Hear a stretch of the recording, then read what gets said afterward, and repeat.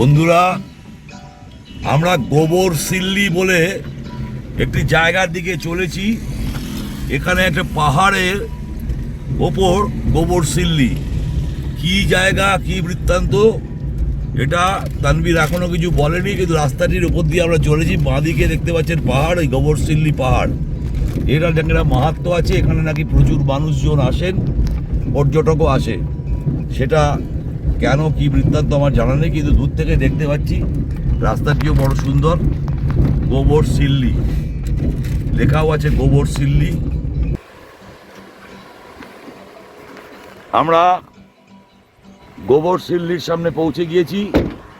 আপনারা দেখতে পাচ্ছেন অদ্ভুত একটা বিষয়, লক্ষ্য করে দেখুন। এখানে যে মূর্তি, পাহাড়টাকে দেখছেন, মনে হচ্ছে একটা অদ্ভুত মূর্তি, সেই প্রাগৈতিহাসিক যুগের যেন কোনো মূর্তি, এমনই লাগছে।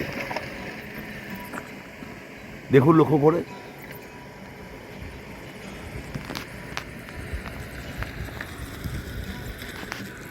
অদ্ভুত প্রকৃতি, একটি মালভূমির মতন পাহাড়তলি, একে বলছে গোবর সিল্লি। আমাদের তানভীর কিন্তু বলতে পারলো না মানে কি, তবে আমি ঠিক বলতেও পারবো না এর মানেটা কি, কিন্তু জায়গাটি অদ্ভুত, মনোরম। আমি আবার দেখাচ্ছি, দেখুন এটাকে কি বলবো, একটা অদ্ভুত, যেন একটা মানুষের মুখ অথবা কোনো একটা সিংহ মূর্তি। এটা কি রাজার মাথায় টুপি পরা কোনো সৈনিক কিভাবে দাঁড়িয়ে আছে আমি বলতে পারবো না, কিন্তু খুব ভালো লাগছে।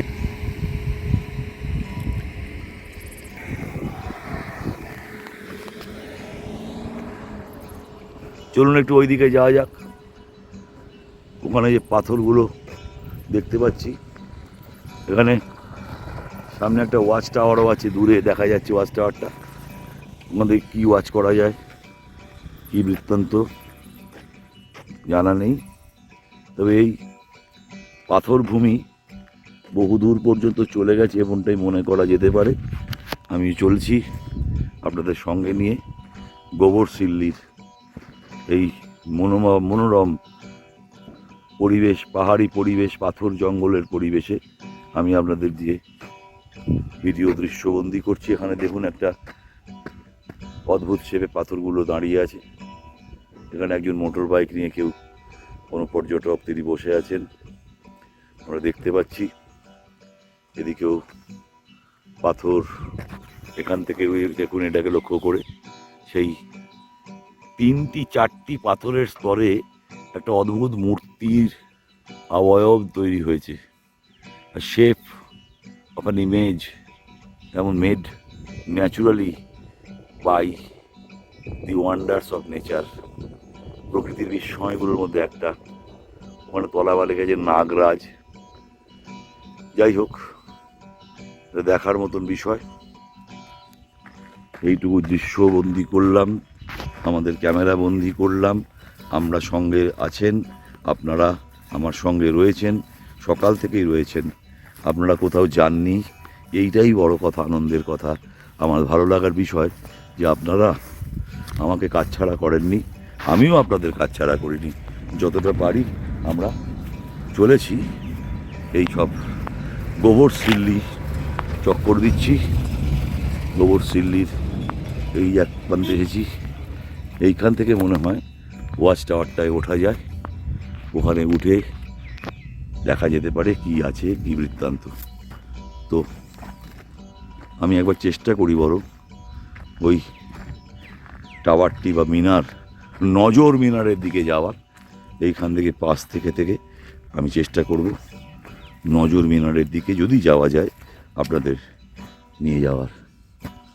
এখান থেকে পুরো পালকোটের এই গোবর সিল্লিকে বড় ভালো দেখা যাচ্ছে। আমি নিয়ে যাচ্ছি আপনাদের, দেখুন এইদিকে গোবর সিল্লি পুরো একটা মালভূমির মতন রচনা করেছে। আমি আরও সিঁড়ি ভেঙে উঠে যাচ্ছি, চলছি ক্রমশ। দেখা যাক বলতার আক্রমণ না থাকলে পারি কি না। উঠে পড়েছি, একদম উপরের স্তরে চলে এসেছি। না, এখানে পরিষ্কার, বলতে নেই, এখানে ওঠা যায়, সুন্দর লাগছে। দূরে দেখতে পাচ্ছেন সেই চারটে পাথর যেন ব্যালেন্স করে, সেই জব্বলপুরের ব্যালেন্সিং রকের মতন। দেখুন, আমি ক্যামেরা আস্তে আস্তে ঘোরাচ্ছি।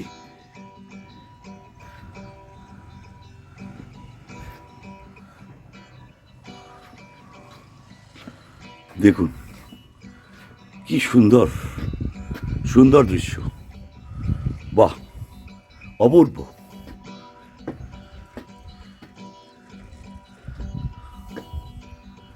ভালো লাগার দৃশ্য, ক্যামেরা বন্দি করা দৃশ্য। দূরে দূরে এই পালকোট পাহাড়কে যেখানে আমরা গিয়েছিলাম সকালবেলা কিছুক্ষণ আগে, সেই পাহাড় দূরে তিনটে মাথা নিয়ে দাঁড়িয়ে। আরও দূরে ওই গুমলার পথে যে পাথর ভূমি দেখেছিলাম সেই রক ফেস দেখতে পাচ্ছি। আর আমার সামনে দাঁড়িয়ে আছে এটা অদ্ভুত আনন্দময় রক ফেস। এখানে কিছু আঁকা টাকাও হয়েছে, দিকে কিছু চেহারা তৈরি করেছে, কাল্পনিক চেহারা। অনেক কথাই বলতে পারি, কিন্তু আপনি যেভাবে কল্পনা করবেন ঠিক সেইভাবেই একে পাবেন। এই হলো আপনাদের গোবরসিল্লি। আপনারা সঙ্গে আছেন সারাদিন ধরে। আমরা আরও নতুন জায়গায় যাব, গিয়ে আপনাদেরকে সংযোগ করব। সঙ্গে থাকবেন, যাবেন না কোথাও। দুপুরের খাওয়া দাওয়া সেরে এখন এই মুহূর্তে এসে পড়েছি ছত্তিশগড় আর ঝাড়খণ্ডের বর্ডারে দাঁড়িয়ে আছি, একটা অসম্ভব সুন্দর জায়গায়। এখানে সামনে যে সেতুটা দেখছেন সেটা যে শঙ্খ নদীর সেতু, আর এপারে ঝাড়খণ্ড আর ওপারে ছত্তিশগড়। শঙ্খ নদী এই দুটো রাজ্যকে পরিষ্কারভাবে জল বিভাজন করেছে, জল দিয়ে ভাগ করে দিয়েছে।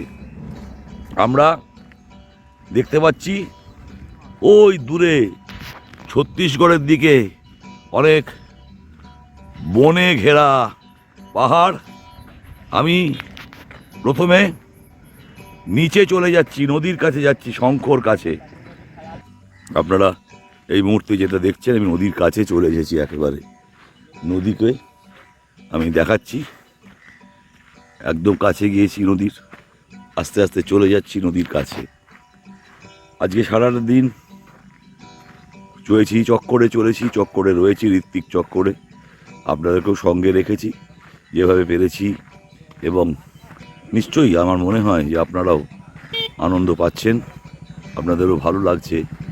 আমরা ঝাড়খণ্ডের একটা বিস্তীর্ণ অঞ্চলে ঘুরপাক খেয়েছি আজকে, গুমলা এবং পালকোটকে কেন্দ্র করে। এখন আমরা আবার আর একটা দিকে এসে গেছি। এই জায়গাটা হচ্ছে ঝাড়খণ্ড আর ছত্তিশগড়ের বর্ডার। আমরা সেখানে দাঁড়িয়ে রয়েছি, ঠিক সেই বর্ডার অঞ্চলে দাঁড়িয়ে রয়েছি, এবং দেখছেন নদীকে। নদী কিন্তু খুব শান্ত, নদীকে যা দেখছি, নদী খুব শান্ত। এখানে শঙ্খ নদী। এখন শঙ্খ কেন নাম হয়েছে সেটা তো বলতে পারি না, তবে কি করে আসবেন তাও বলি। আপনারা ওই গুমলা মোড় থেকে জোশপুরের দিকে একটা রাস্তা চলে গেছে। গুমলা থেকে এর দূরত্ব বেশি নয়, মাত্র 30 কিলোমিটার। এবং তারপর ওই একটা জায়গা রায়ডি বাজার পেরিয়ে একটা মোড় পড়বে মাঝাটলি।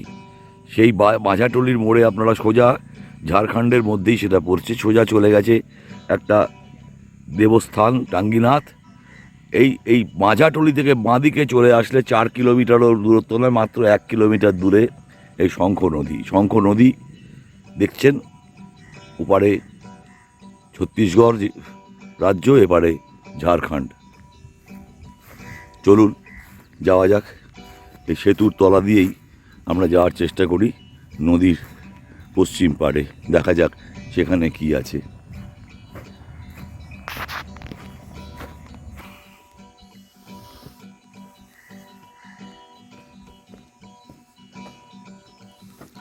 শঙ্খ নদীর ওখানে একটা দেখা যাচ্ছে ওয়াচ টাওয়ার পশ্চিম দিকে, এবং পশ্চিম পাড়টাতে যথেষ্ট পাথর আছে, মাটিটাও এখন লাল গেরুয়া রং।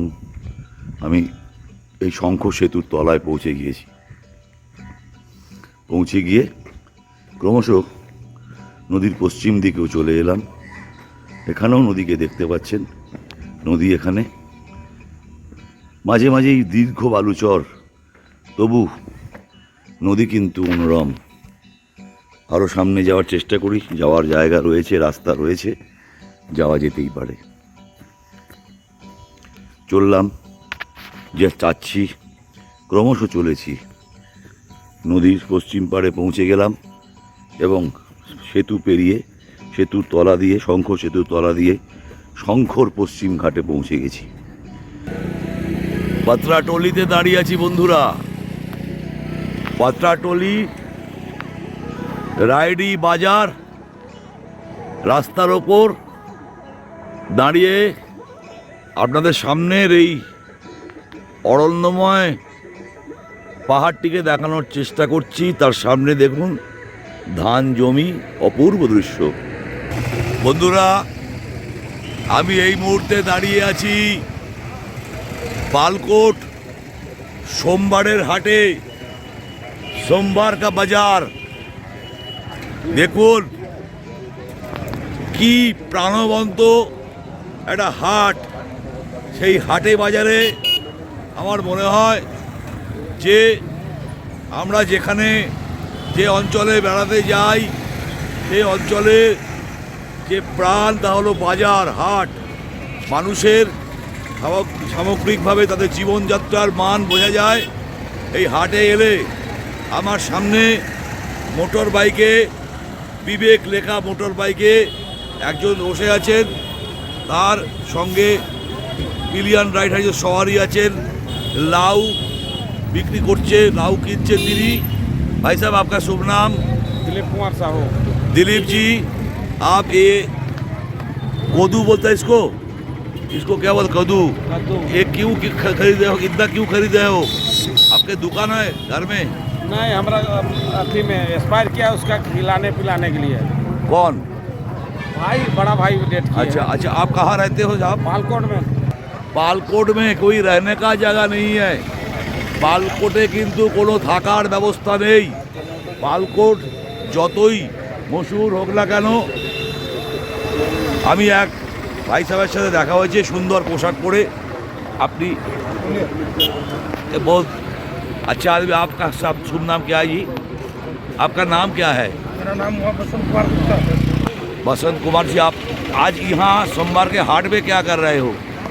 यहाँ पे एक छोटा सा चप्पल जूता का दुकान है और आज मार्केट का डे है। सप्ताह में यहाँ 2 दिन बाजार लगता है, सोमवार और गुरुवार को। आज तो बाजार थोड़ा फीका है, इसलिए कि कल ही त्यौहार बीता है। त्यौहार के दूसरे दिन थोड़ा फीका होता है। और देहात में आज भी गोहा पूजा वगैरह थोड़ा सा देहात में होता है ज़्यादा, इसीलिए आज का बाजार तो फीका है। फिर भी साप्ताहिक हाट है, ये बहुत बड़ा बाजार है। अच्छा, বসন্তবাবু যেটা বলছেন, কালকে তো দিওয়ালি গেছে, দিওয়ালির দিন প্রচুর বিক্রি হয়েছে। এত বিক্রি হয়েছে যে আজকে কিছুটা ফিকা আছে मार्केट। लेकिन गुरुवार को उनकी उम्मीद है कि गुरुवार को फिर ज़्यादा हो जाएगा। धन्यवाद आपको, आप अच्छा रहिएगा। मैं ऋतिक चक्कर के ओर से आपको बधाई दे रहा हूँ। अभी এবার অন্যদিকে চলে যাই। গোল্ড জুয়েলারি দোকান, পালকোট মিষ্টান্ন ভাণ্ডার, এমন বড় সুন্দর গাছ এসে দাঁড়াচ্ছে। বারবার বলছি আপনাকে পালকোটে আসতেই হবে, শুধু পাহাড়, নদী, ঝর্ণা দেখার জন্য, অরণ্য দেখার জন্য নয়। পালকোটের এই বাজারকেও আপনাকে দেখতে হবে, এখানকার মানুষের সঙ্গে মিশতে হবে। আপনাদের আসতেই হবে, কিন্তু মনে রাখবেন পালকোটে থাকার জায়গা নেই, আপনাকে গুমলায় থাকতে হবে। গুমলা থেকে 25 কিলোমিটার দূর পালকোট।